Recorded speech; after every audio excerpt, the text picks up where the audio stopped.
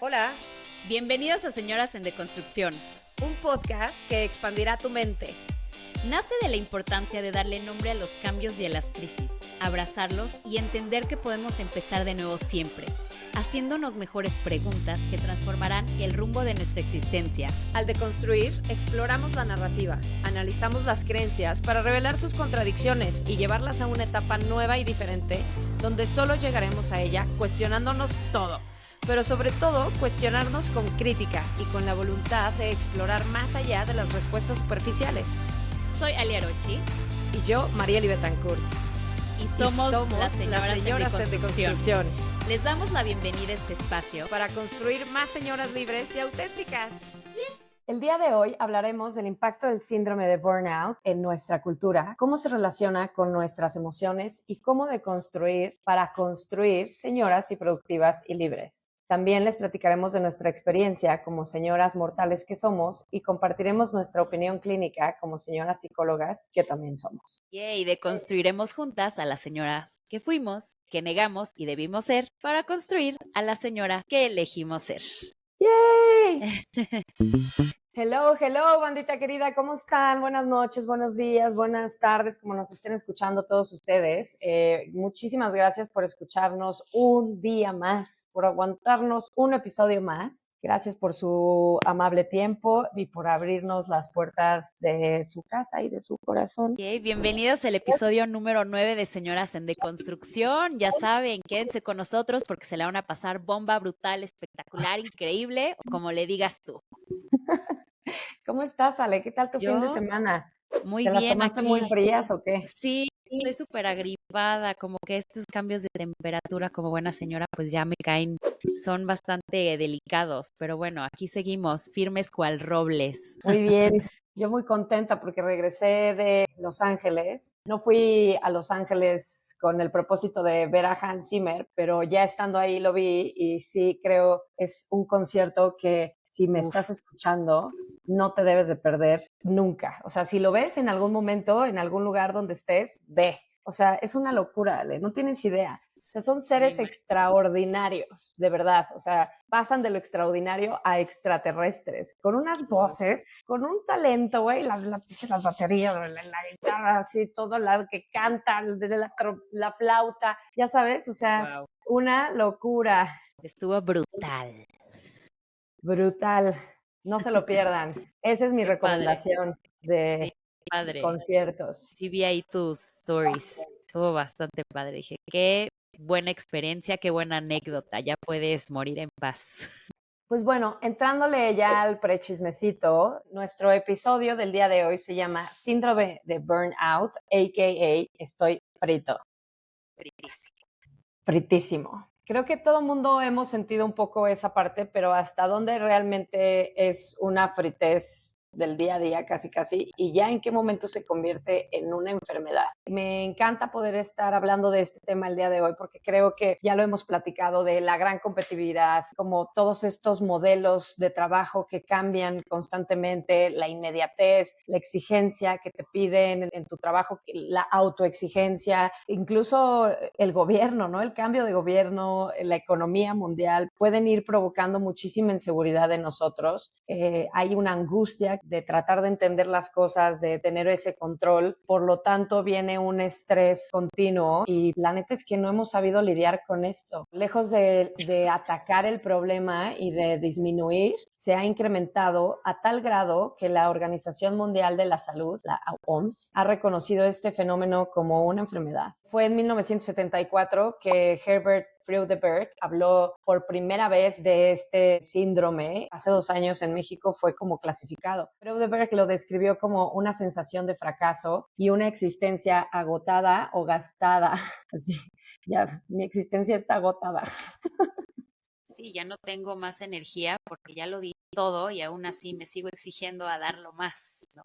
Exacto. Y resulta una sobrecarga por exigencias de energía, recursos personales y fuerza del espíritu del trabajador disminuida. No quiero sonar rojilla, pero todo esto que dice Freudenberg ya lo decía Marx por ahí de 1844. Él hablaba de que el proceso de trabajo no toma en cuenta ni a los individuos, ¿sabes? O sea, no hay un bien común y lo único que la empresa quiere es capitalizarse. Al final no es lo mismo hoy en día que hace muchos años. Nuestra forma de trabajo es diferente, pero la actividad esencial del ser humano ha sido la producción de bienes para satisfacer estas necesidades. La gente se alienaba al trabajo y Marx hablaba de esa alienación, que no pensara y solo produjera y que lo fueran haciendo automáticamente cada vez más. Ahora pues entendemos que no debe de ser así. Los perfiles de hoy son muy diferentes a los 1800, pero no dejamos de estar en una estructura capitalista que constantemente quiere producir más y más. Esta parte donde se nos pide que actuemos solo para trabajar nos va convirtiendo en zombies en un modo automático. Hoy muchas empresas tratan de hacer algo al respecto, pero otras no. Está muy normalizado, ¿no? También esta forma de trabajo, sobre todo en nuestra cultura mexicana. Exacto. ¿Tú en qué momento has sentido este síndrome? La verdad, tengo claro que han sido en 3 momentos de mi vida. El primero fue a los 24 años, cuando recién ingresé a mi primer trabajo en recursos humanos en una empresa farmacéutica mexicana y familiar. Entonces, el puesto de recursos humanos, El combo perfecto. ajá, ahí les va el combo. O sea, el puesto de recursos humanos era relativamente nuevo. Antes de mí había 2 chavas, igual, recién egresadas de la universidad, que no tenían expertise, no había una dirección clara en la empresa, pero sí querían que creciera el área de recursos humanos con una persona. Y esa persona era yo y tampoco tenía pues mucha experiencia. Entonces, definitivamente no tenía tampoco un equipo que me apoyara con todas estas responsabilidades que tiene todo un equipo de recursos humanos. Entonces, yo era la encargada de reclutamiento y selección, de las nóminas, de las capacitaciones, pero de las ausencias, pero de dar los permisos, pero de coordinar el área farmacéutica con el área de producción, No pero darlos de también alta en el IMSS, o sea, la hacer los contratos de todóloga. todos. Exacto, o sea, todóloga. Y recuerdo muchísimo que cuando esté en este trabajo, a mi alrededor estaba mucho esta frase célebre de chamba es chamba, ¿no? De pase lo que pase, tú tienes que sacar la chamba y es lo más importante. Entonces, no me había dado cuenta que eran demasiadas responsabilidades y me fui sumergiendo en esto de chamba es chamba y llegué con un estrés altísimo, al grado en el que ya tenía contracturas musculares y en el cuello tenía calambres. O sea, Sí. no tenía ni siquiera espacios para descansar o cuando iba a mi casa a descansar y a relajarme, no podía relajarme, no me podía dormir. Entré como que en un círculo de, bueno, voy a ir los fines de semana a trabajar 2, 3 horitas para sacar pendientes porque era mi manera de decir, voy a bajar mi estrés de esta forma y nunca se Claro. bajó. Ya el trabajo me empezaba a consumir todas las áreas de mi vida, ya no tenía vida, ¿no? O sea, me tuve que desconectar de mí misma para poder sacar la chamba. Me di cuenta que empecé a comer muy mal, mi consumo de alcohol también aumentó. Me di cuenta que a mi alrededor, pues esto estaba normalizado, pero también yo decía, entonces hay algo que yo no estoy haciendo bien a pesar de que ya estoy sobrepasándome. Me di cuenta ya que hasta que reventé, que pues no es sostenible, no es saludable, no está normalizado y pues no me llenaba ni me hacía feliz. También influía mucho que era una cultura organizacional tóxica, en donde pues lejos de tener líderes, había jefes que solamente te imponían y no había Claro. valores, sino puras exigencias. La empresa tenía una estructura, tenía una cultura y tenía un clima organizacional, pero también la manera en que yo decidí afrontar con mis pocas o muchas herramientas en ese momento, pues fue mi responsabilidad. Definitivamente fue un trabajo donde aprendí mucho, en donde me di cuenta que si no se realiza mi ser y hay mucho más a hacer, no es el lugar o Ahí no no es la es. manera en la que se tiene que llevar.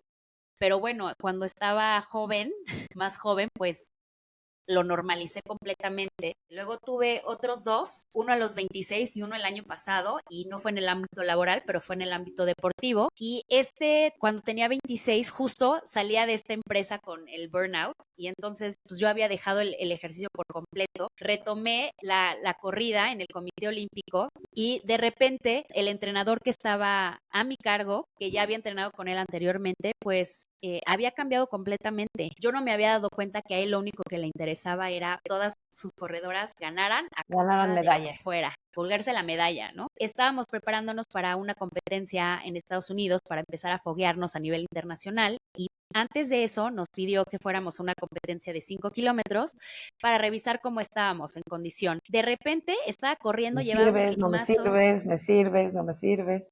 Ajá, o sea, impresionante. Pues ahí mis piernas dejaron de responder y no entendía qué sucedía. Pero lo que yo me di cuenta es que mi cuerpo me estaba diciendo a través de esta señal, no es el deporte, no es el entrenamiento y no es la forma. O sea, me llevó rapidísimo a tener los tiempos que tenía antes en muy pocos meses y la verdad es que estaba completamente desalineada de mí. Este factor del síndrome del burnout no nada más se expresa en la parte física, sino también en la parte emocional y psicológica. Yo ya no estaba Claro, confiando en mi entrenador, no me estaba gustando la manera en lo que lo estaba llevando, pero pues yo estaba tan aferrada a la idea con la disciplina me lleva y desde este lugar, pues no era disciplina, era exigencia hasta que pues reventé. claro.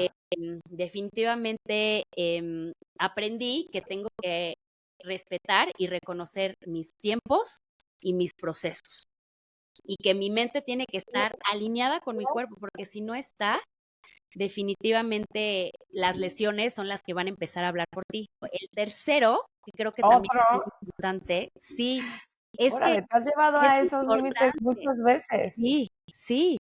Y estos son los más importantes y también creo que cuento mi historia porque es importante revisarnos constantemente, centrarnos antes de reventar, porque generalmente vamos al doctor ya cuando está el cáncer a todo lo que da, vamos al psicólogo cuando ya no podemos más. Sí, sí. Yo aquí, antes de irme a Tailandia, traía que fue el año pasado al Mundial, traía un nivel de estrés laboral, de entrenamiento también muy fuerte. Yo constantemente estoy luchando y tratando de aplacar esta expectativa de perfección, de poder con todo al mismo tiempo, ¿no? Y entonces, pues no puedes tener el mismo nivel de estrés laboral y de entrenamiento sin dormir bien, sin tener como todo el alimento que necesitas, sin estarte checando constantemente, sin tener la guía adecuada, porque en algún punto también tuve un entrenador que no me supo llevar y me llevó rapidísimo al extremo. Ahora ya estoy con una entrenadora que sabe respetar mis procesos, dependiendo mi género, dependiendo mi edad, dependiendo mis objetivos. Y pues ella fue la que ahora me entrena y gracias Patty Coleman por salvarme y es la que me ha llevado a un buen proceso en donde estoy respetando mis propias necesidades y también yo estoy trabajando mucho con esta expectativa del perfeccionismo. Me di cuenta que estaba ya burnout, es cuando ya reventé. Estuve a tiempo, le tuve que bajar muchísimo a todo, como que regresar a mí y empezar a mejorar, pues cómo dormía, cómo me estaba alimentando la mente también, porque estaba alimentando Claro. la mente de puras exigencias. Lo más importante de todo esto es que para poder rendir tienes que aprender a pausar y actualizar quién eres, actualizar tu estrategia, actualizar tu dirección constantemente. Y esto no implica que, ay, en un mes o 2 meses, o sea, es constante y por eso es bien importante y recalco porque esto fue algo que me ayudó a mí mucho, es ir a terapia, porque la terapia es justo esta pausa en donde te puedes bajar de ese loop del automático y Sí. entonces empezar a contemplarte a ti, autoapoyarte y autocuidarte, en vez de exigirte y estar completamente en este loop de agotamiento. No puedes con todo sola.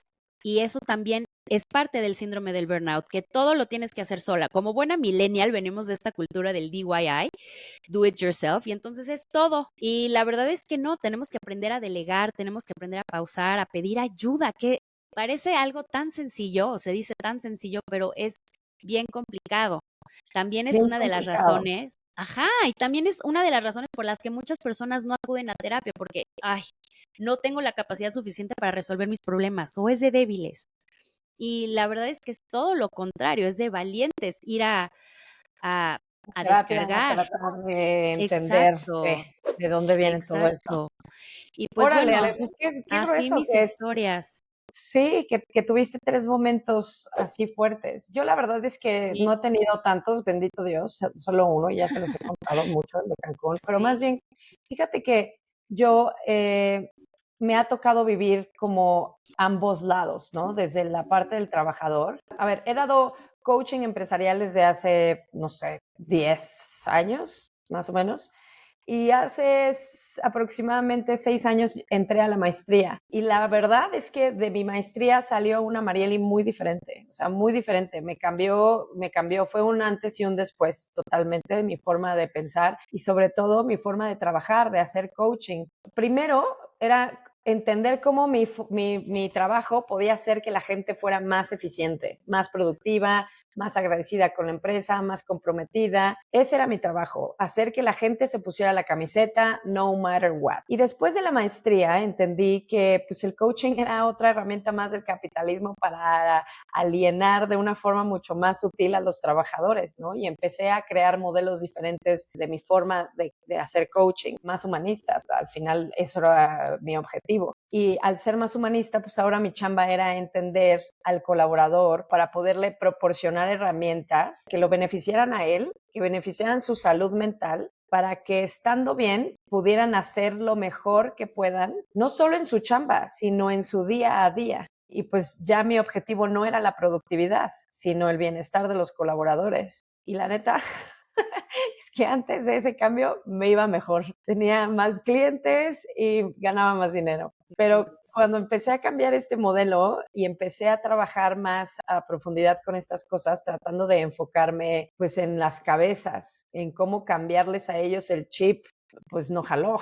Qué curioso que en el momento que tú empezaste a poner límites o mostrar otra forma de Ahí te... trabajo, es Ajá, cuando ya no tenías tantos clientes, ya exacto. te dejaron de buscar tanto, porque ya no estabas dentro de lo que se esperaba, que era productividad. Y no es que no me dejaban de buscar, me buscaban, pero no me daban la chamba. El que yo les hablara y les llevara un proyecto enfocado en ellos y en cambiar ese chip, pues no les latía. Y realmente ahí fue cuando yo me desenamoré de todo el tema con las empresas, de hacer este desarrollo humano en empresas, porque realmente me di cuenta que no era humano. Cuando había empresas que me dejaban hacer lo que yo quería, estaba padre. O sea, sí tuve un par, la verdad, que literalmente me decían lo que tú quieras, está padrísimo tu proyecto, me encanta, hazlo. Y lográbamos cosas padres, además de todo. O sea, sí creo que estaba muy chingón. Pero había otras empresas que no, o sea, como que, pues sí, me decían que sí al principio porque pues realmente tenían en la mente que sí era eso que querían hacer, porque muchas empresas se lo creen verdaderamente, creen que quieren hacer los cambios, pero a la Y hora hacer de, eso. de que se tienen que llevar el proyecto a Ajá. cabo, les entra un culo, güey, así de, nos vas a venir a cambiar todo nuestro modelo y ahora los patos le van a Tirar a disparar las las escopetas. escopetas, Creen que va a haber una revolución. se resisten a Exactamente. eso.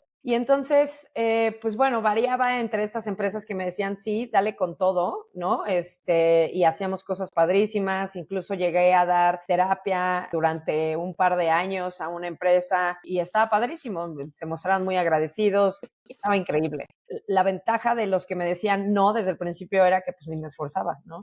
Con los que creían vehementemente que sí querían cambiar, pero a la mera hora ya su dale con todo ya no era real, ¿no? Entonces ya era siempre como ese, sí, pero que cueste 10 veces menos, ¿no? O, híjole, con ese director, con él no, porque él es muy especial. A él déjalo así.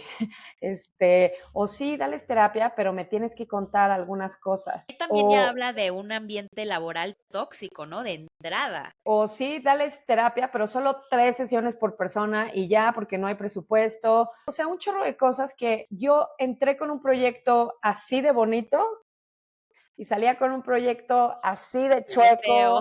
chueco, feo, de güey, o sea, ya hasta sentía que prostituía mi chamba, ¿no? Porque al final quería que me pagaran y entonces iba cambiando las cosas como ellos me lo pedían. Hoy en día la mayoría, porque definitivamente no son todas las empresas, el objetivo principal de todas es cumplir los KPIs y si tienes que dejar medio estómago en la línea, una familia, tu paz, lo que sea, son gajes del oficio, ya sabes, y así tiene que ser y no, ni pedo. Hay 20 personas allá afuera esperando tu puesto, motherfucker, y ese es el modus operandi y te llevan con ese miedo y pues justo ese discurso, ese miedo es el que a la gente pues lo lleva a padecer todos estos problemas tan graves. Pues desde mi experiencia es bien complicado integrar estas dos partes de nuevo, ¿no?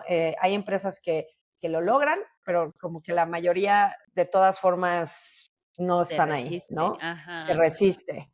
Y pues bueno, la verdad, y para que todo el mundo lo sepa, el capital humano es altamente desechable y todos lo sabemos, o sea, solo nos queremos hacer pendejos y esa es la angustia con la que vive la gente y la lleva a un nivel de estrés altísimo.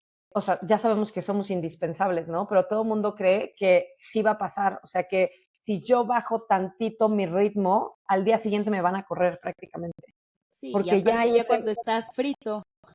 Ujú, exacto, pues es que al final te llevan a ese grado máximo donde literalmente he escuchado, y por eso lo cuento así abiertamente, porque creo que es importante que se den cuenta de la mayoría de las empresas como son, pero he escuchado gente decir, ¿y qué enfermo no puede venir?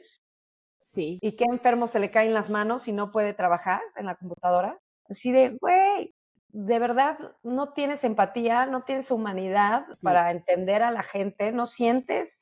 Otra vez, la gente se mete y se envuelve en ese papel, los directores se envuelven en ese papel de esto tiene que salir porque tiene que salir. Y sí, entiendo que así tenga que ser y que estamos en este sistema ya metidos, ni pedo, pero necesitamos empezar a hacer un poquito más conciencia del miedo, qué tan real es y qué tan real no es, ¿no? O sea, en esta parte de siempre evaluar el miedo, o sea, el miedo está ahí para decirnos que hay un riesgo. Necesitas analizar ese riesgo y ver qué tan real es ese riesgo o qué tanto es solo tu imaginación, ideas que te has hecho, creencias limitantes, etcétera, etcétera. Sí, y ahí empieza esta parte de deconstrucción de qué es productividad y qué es trabajo, porque se confunde muchísimo la productividad con trabajar, trabajar, trabajar, trabajar.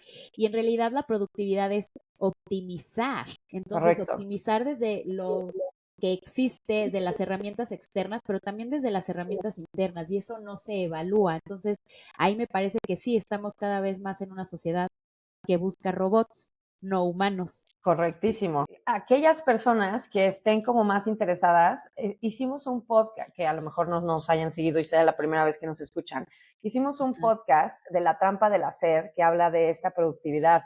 Si quieren, échense un clavado, es el podcast número que 3, ¿va? Es el 2. Es el 2. Ah, no, perdón, es Entonces, el 3. No, tú tienes razón, es el 3. Sí, ahí les el dejamos el link 3, en las descripciones. échenselo, está divertido.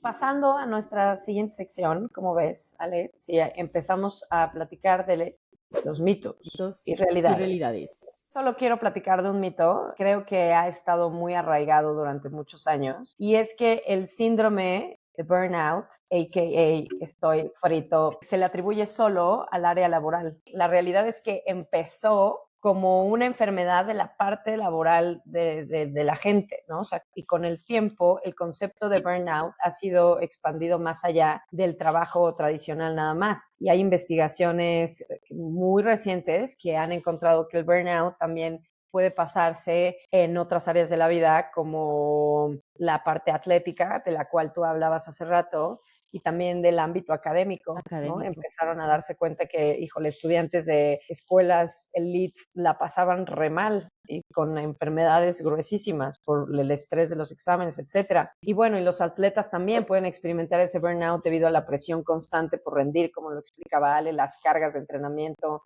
la falta de descansos adecuados, y la expectativa de un mejoramiento continuo. El burnout en otras disciplinas, o sea, en esta parte como del deporte, igualmente trae esta desconexión emocional. Esta es la parte más importante, la desconexión emocional con tu logro, esta falta de sí lograr y esta percepción que que estás fracasando o en un bajo rendimiento cuando no lo estás, como Sí, se esa es la puede dar en realidad. muchas áreas de la vida, ¿no? También, Exacto.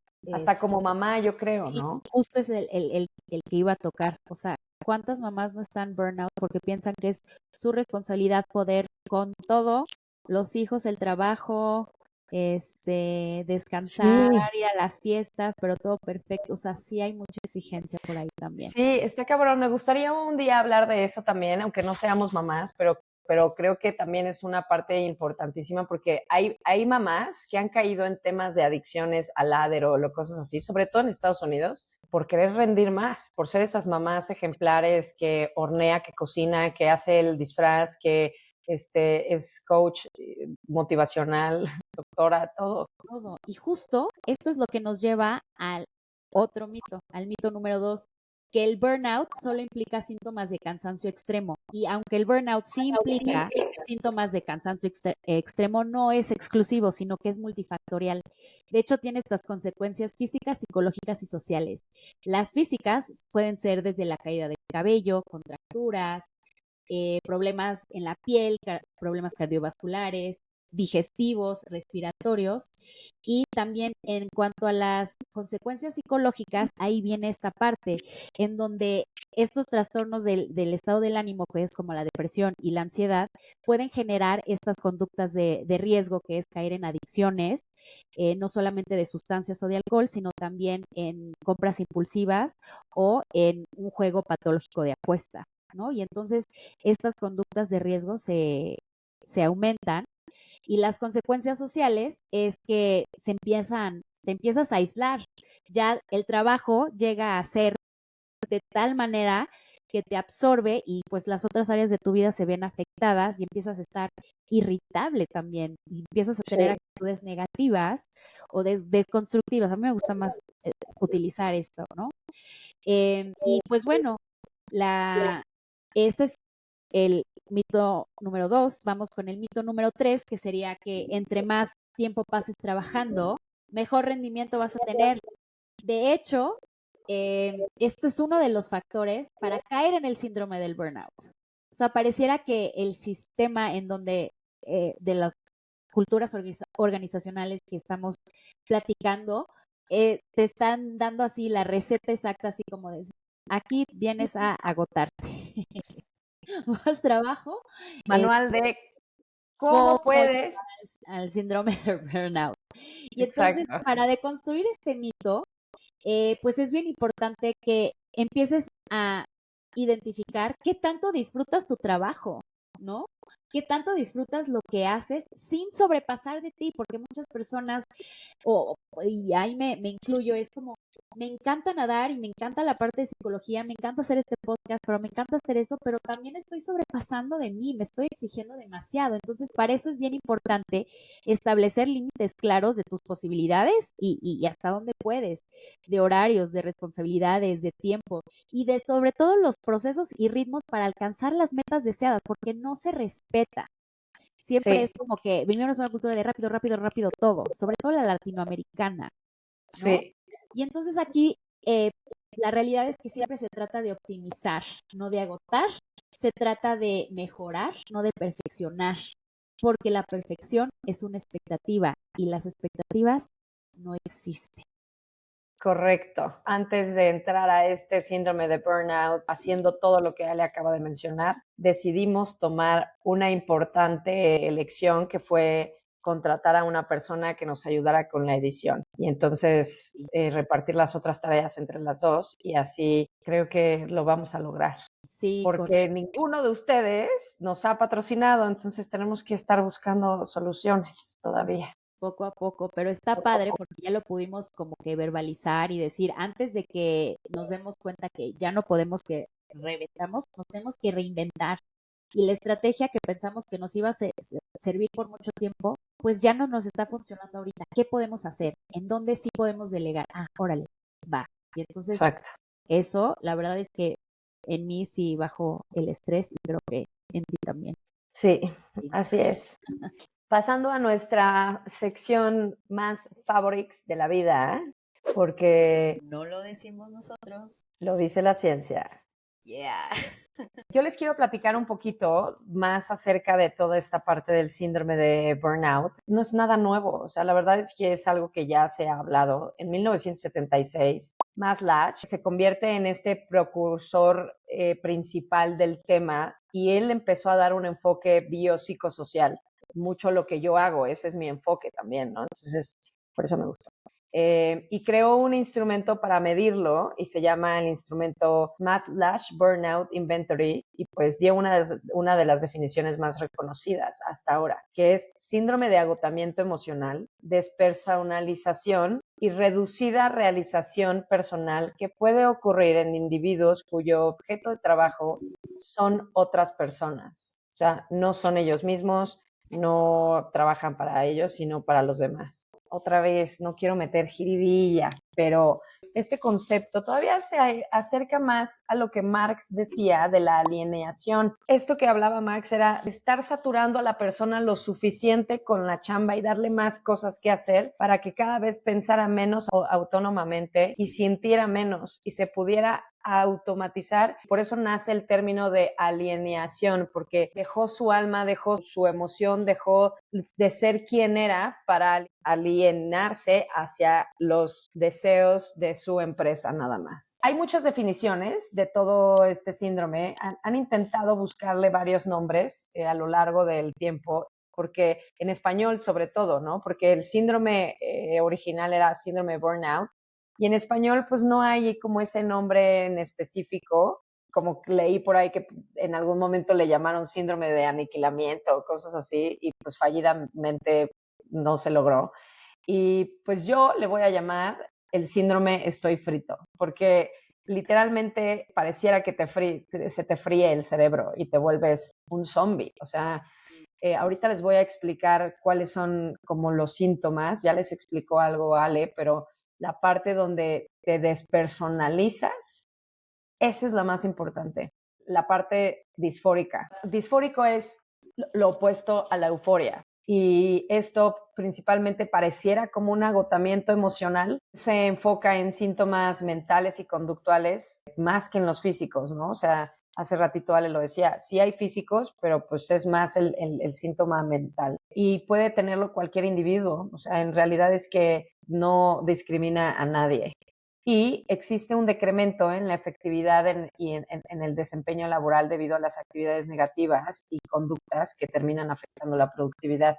Aquí es donde yo digo, las empresas son pendejas y las que no, y que ya se dieron cuenta que por ahí no va y que si yo lo termino presionando lo voy a quebrar y el talento que tenía me lo voy a quemar y buscar otra persona más me va a salir más caro y además no sé si lo quiera reemplazar. Y entonces, por lo tanto, ya hay empresas y he trabajado con muchas, como por ejemplo, en algún momento trabajé con Colgate en Semanas de la Salud Mental, ya entendieron esa parte, empezaron a preocuparse por la salud mental de sus colaboradores realmente. Y pues bueno, de acuerdo a la revisión sistemática del síndrome de burnout en la población mexicana, que fue escrito por Arturo Juárez Álvaro, por Anabel Camacho y por Omar Plasencia, este inventory que les decía cuenta con 3 versiones oficiales y solo una es válida en México. Y los resultados que se obtuvieron de todo esto son realmente sorprendentes.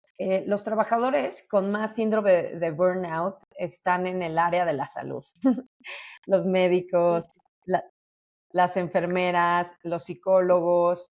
Después llegan los docentes. Los docentes son los que están en segundo lugar y un poquito más abajo, trabajadores penitenciarios, los policías, todos estos de servicio más policial. Y luego el personal administrativo y operativo de las empresas. Y la Organización para la Cooperación y el Desarrollo Económico, la OCDE, indicó que México ocupa el primer lugar en estrés laboral a nivel mundial. Chíngate eso. Y Con luego dicen que jornadas. los mexicanos somos flojos. Ajá, exacto. Justo en el episodio de La trampa del hacer explicamos la cantidad de horas que trabaja México y está en los primeros lugares. Y pues bueno, en el artículo de esto lo vuelvo a mencionar aquí, que México tiene más jornadas laboral, por eso más estrés. Y en un artículo de Forbes mencionan que el 75% de los trabajadores mexicanos padecen de burnout. Esto lo dice Forbes, pero a mí se me hace una cifra muy alta. La verdad es que yo aquí tendría un poquito mis dudas porque al final no es un síndrome diagnosticado. O sea, no es el 75% de la gente tiene un síndrome diagnosticado de burnout. No se puede porque de hecho hace apenas 2 años fue cuando se empezó a clasificar este síndrome, al menos aquí en México. Entonces, pero seguramente sí tienen rasgos y síntomas y no han llegado al diagnóstico, pero ya están ahí, bien cerquita. Híjole, y me gusta como todo esto que dices, porque también es una bandera roja de decir, esto ha existido durante mucho tiempo, pero sigue incrementando.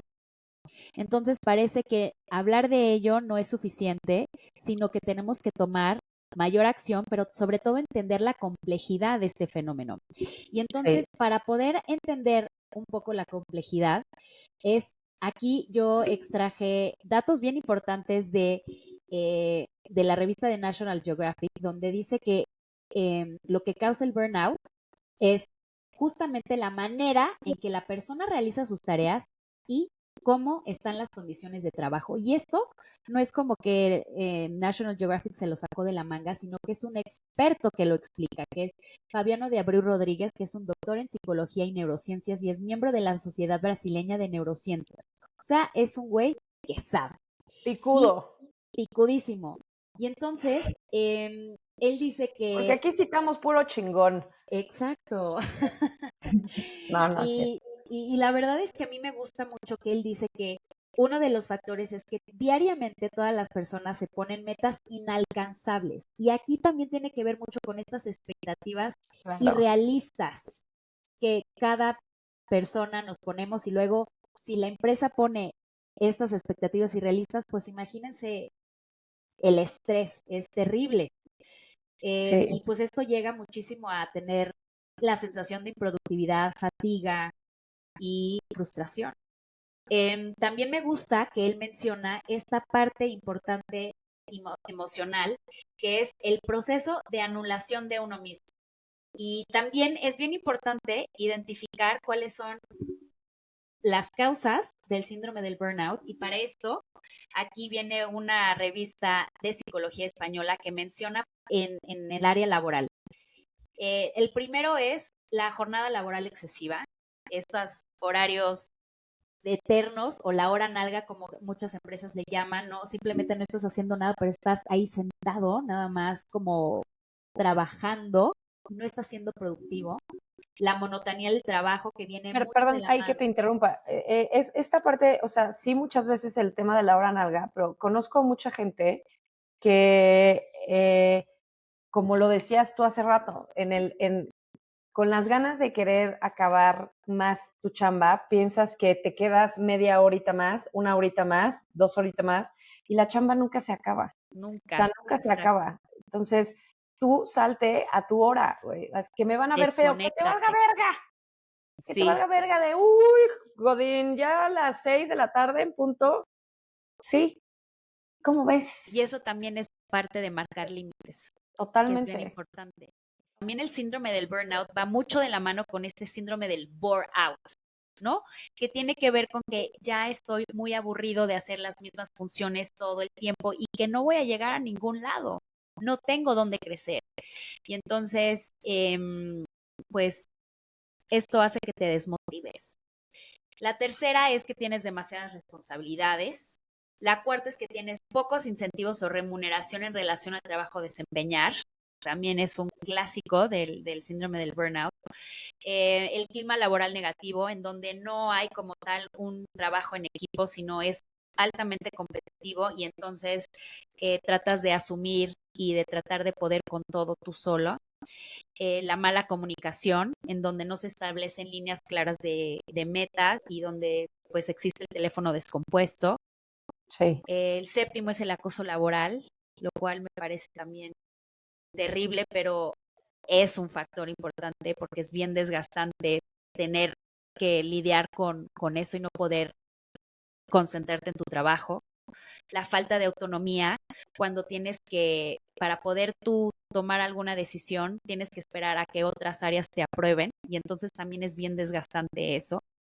Y pues hay mucha vigilancia, hay mucho control, ¿no? Que es un poco lo que tú estabas platicando que te pasaba cuando tú llegabas con este proyecto increíble y que te decían, no, por acá, es que con él no, entonces no tenías esa libertad, tenías mucho control y al final no podías alcanzar las metas porque no se te daba esta libertad. El Correcto. 9 es la sobrecarga de funciones, o sea, que tienes que hacer todo.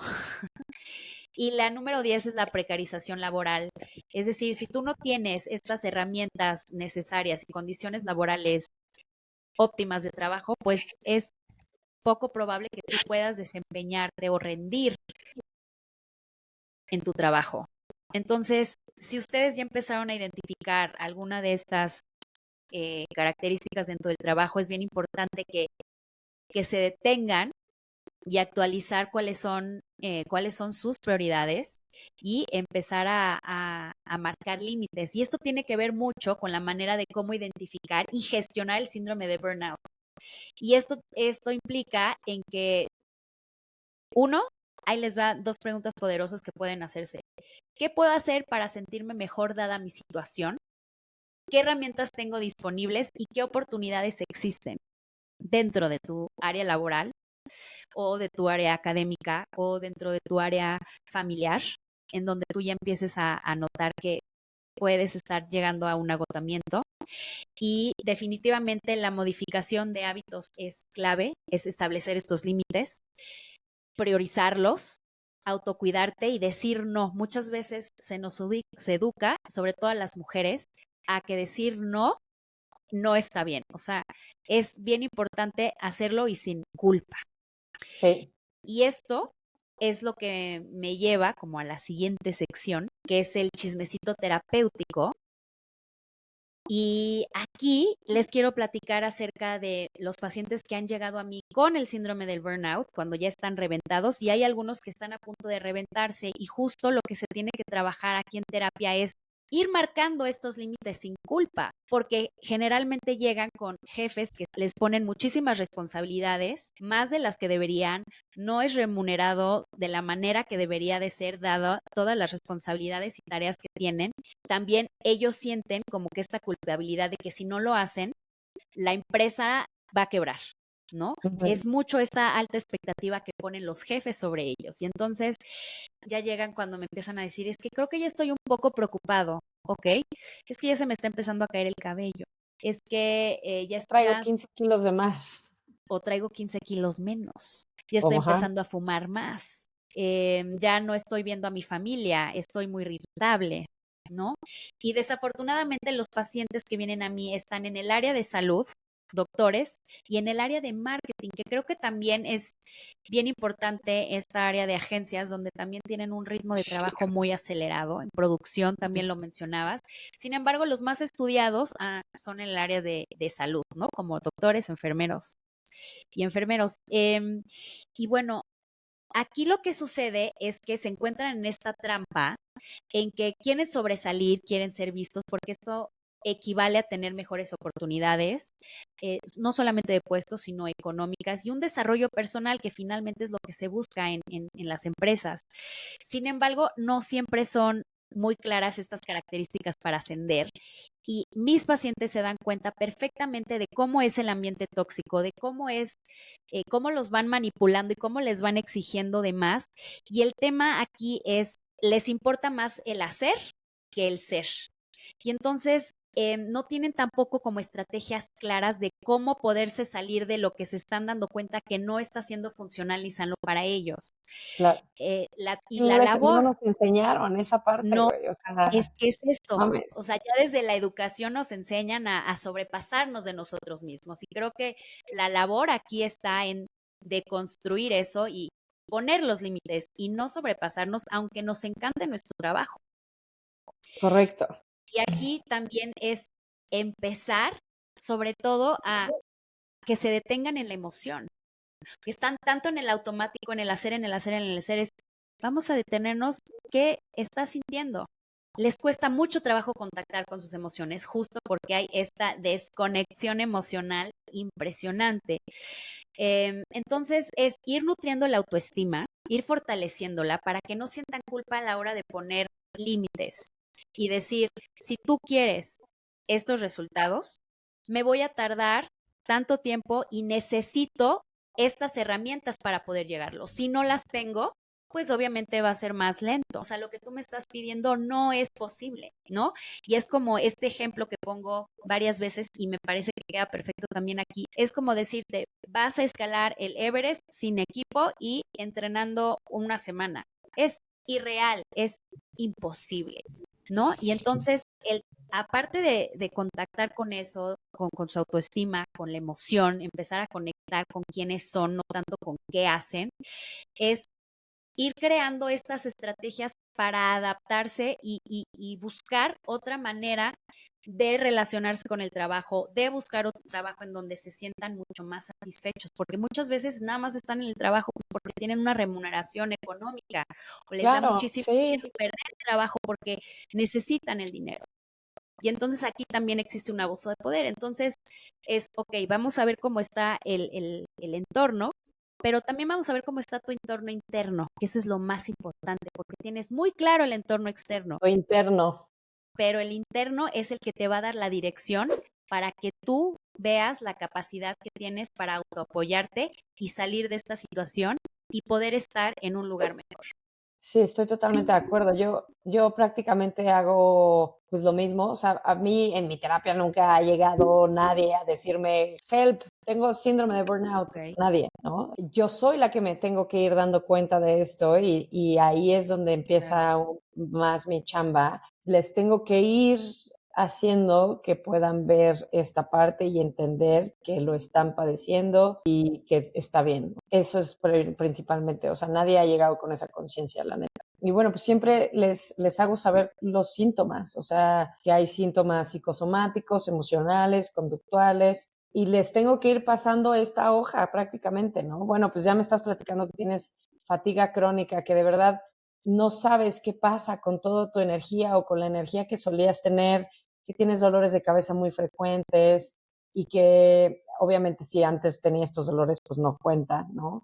O que si tiene dolores musculares o en la espalda o estos nudos insoportables, el insomnio, si te cuesta trabajo conciliar el sueño porque no puedes dejar de pensar en todos tus pendientes o te despiertas preocupado por alguno de ellos. Cuando empiezan a contarme todas estas cosas, trato de ir apuntando que hace rato lo que decías, a lo mejor si ya empezaron a perder peso o a ganar peso, porque pues obvio, no respetan sus horarios de comida en absoluto. Empiezan a tener úlceras, problemas gástricos por la misma razón, Uh-huh. problemas en el pecho y palpitaciones y entonces creen que son ataques de ansiedad y sí lo son, pero pues viene Sí. también de una hipertensión y hasta de una crisis asmática en la que se meten. Y muchas veces creen que solo es un resfriado o que salen de uno y entran a otro y están como en esa parte, pero no se dan cuenta que el adquirir alergias nuevas, cosas que antes no tenías y que pues no tenemos que normalizar esa parte. O sea, ¿cómo chingados te salió una alergia? O incluso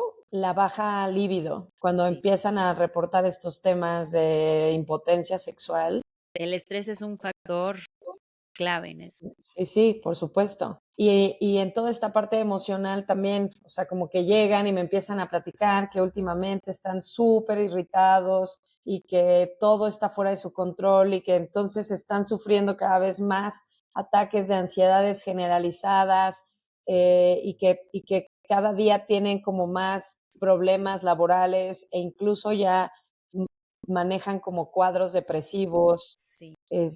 donde prefieren no salir de su casa o estar el fin de semana en su casa sin levantarse de la cama por lo cansados que se sienten, ya sabes, o sea, y que continuamente están como en una frustración de que todo les sale mal, de que no pueden manejar las cosas, de que les explotan la cara, y entonces ahí tomo nota. De que les aburren las cosas que normalmente les gustaban, y se están alejando afectivamente de la gente que los rodea, que ya hoy no tienen energía para darle a los demás, o que ya no se sienten cómodos con tanta gente, o cuando están con tanta gente sienten un vacío y no saben por qué, o no importa si tuvieron un éxito, de repente ya sienten que no es suficiente y necesitan ir por el otro, pero tienen como esa impotencia de no estar siendo todo lo que necesitan hacer. Yo tomo nota.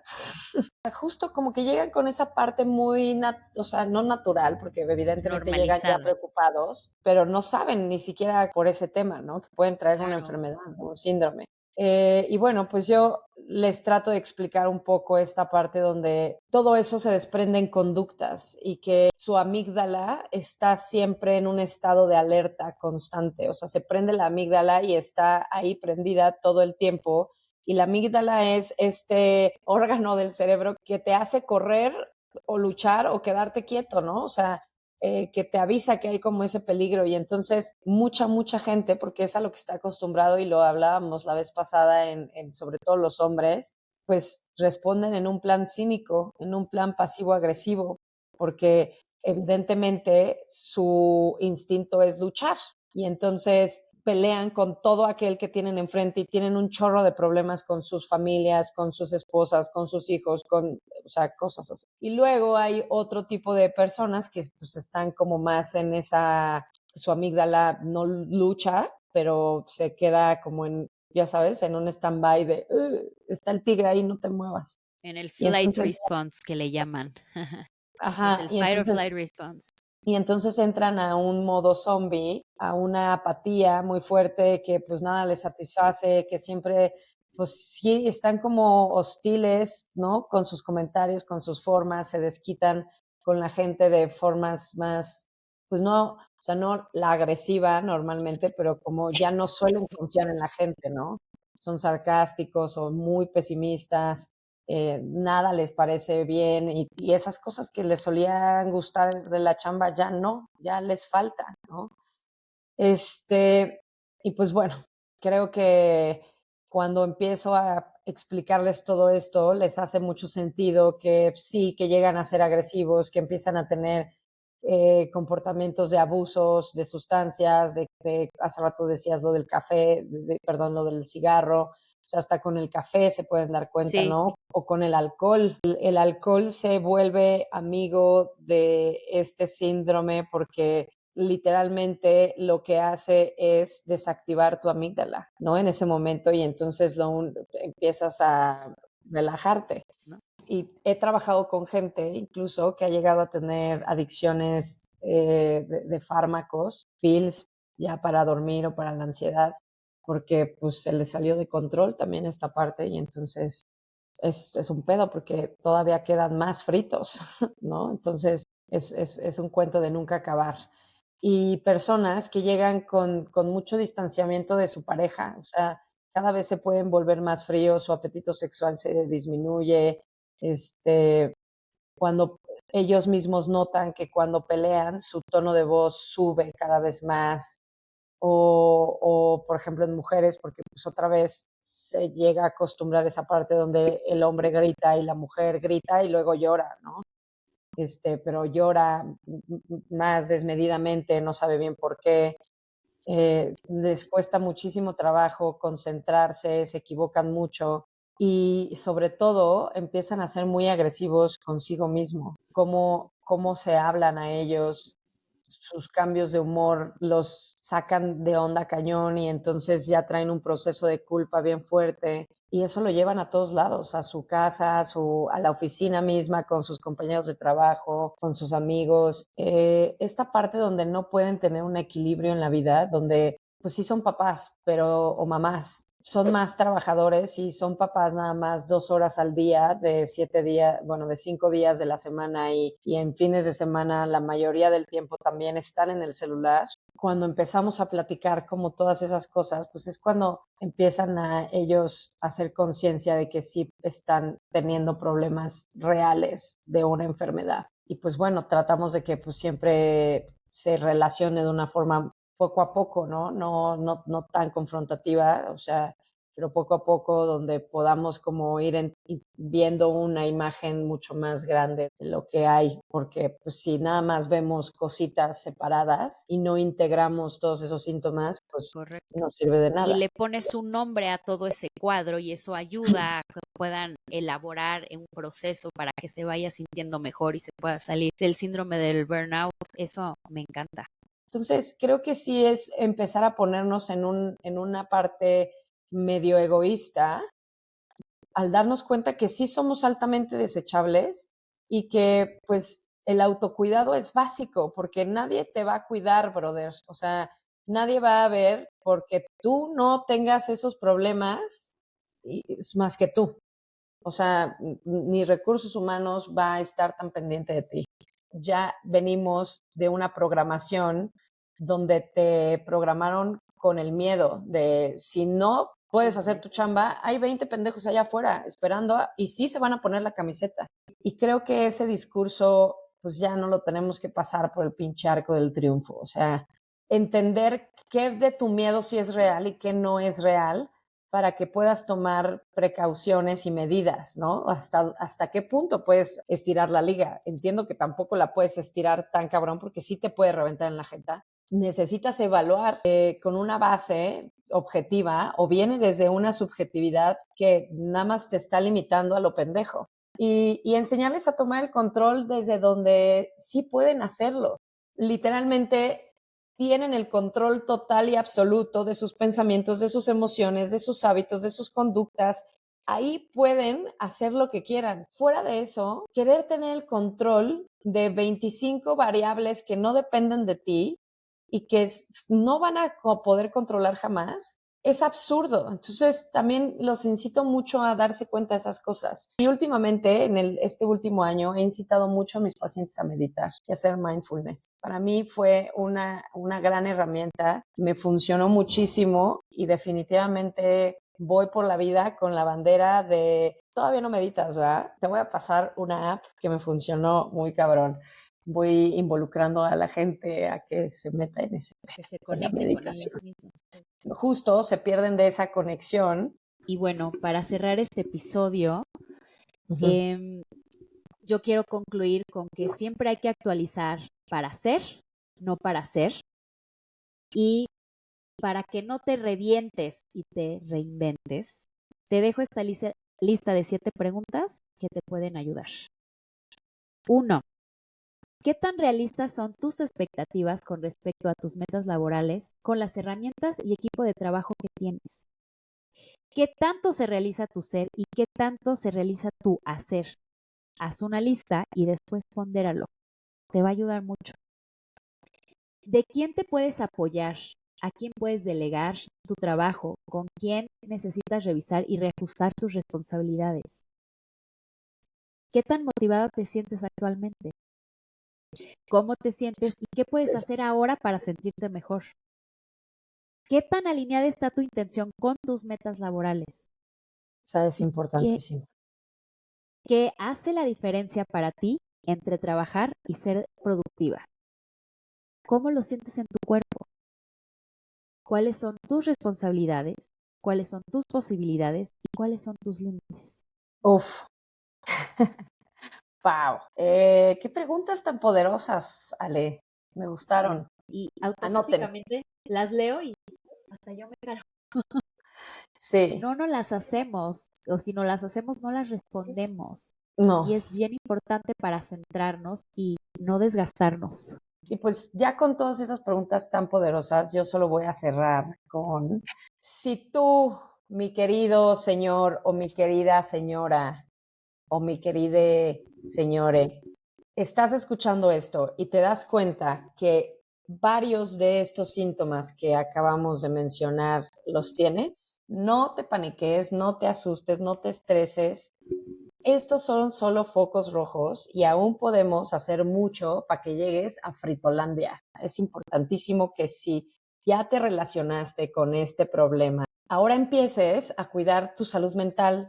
Ya les dejamos un par de cosas que pueden empezar a hacer, sobre todo si no pueden ir a terapia, pero vayan a terapia con profesionales como nosotros. Ale, por ejemplo, en su terapia se especializa mucho en crisis existenciales y en transiciones de vida. Y yo me especializo en la deconstrucción de personajes desde esas creencias limitantes, desde las creencias limitantes hasta sus heridas y traumas, ¿no? Entonces, creo que es muy importante que dejemos de ser víctimas de estos sistemas y empecemos a ser creadores de historias sin límite. Todo tiene solución, no se asusten. Así que mejor presten mucha atención con todo lo que les acabamos de decir. Y si conocen a alguien con estos síntomas, pues háganles llegar este podcast porque es información que cura. Vayan a terapia y suscríbanse. Pues bueno, mis queridas señoras, les mandamos un beso. Esperamos, como siempre, que este episodio les sume, les haya divertido y que nos comenten si ustedes están pasando por eso, qué les pareció. Escríbanos, estamos curiosas por saber más de ustedes.